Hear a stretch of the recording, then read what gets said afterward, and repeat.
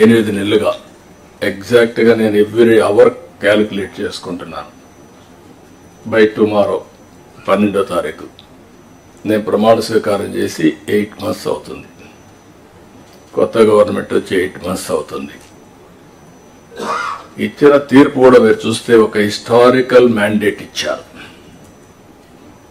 ఇటీవల కాలంలో ఎప్పుడు కూడా ఇలాంటి మ్యాండేట్ రాలేదు. 93% స్ట్రైక్ రేట్. 93% స్ట్రైక్ రేట్ వచ్చిందంటే ఇక్కడుండే all of us including secretaries గడిచిన 5 సంవత్సరాల పరిపాలన ప్రజలు యాక్సెప్ట్ చేయలేదు.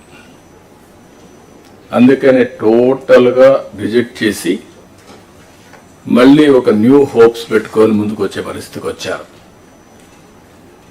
మేము కూడా మీరు చూస్తే వచ్చిన తర్వాత ఇది ఫస్ట్ టైం కాదు. నేను 95లో ఫస్ట్ టైం సీఎం అయ్యాను, 99లో అయ్యాను,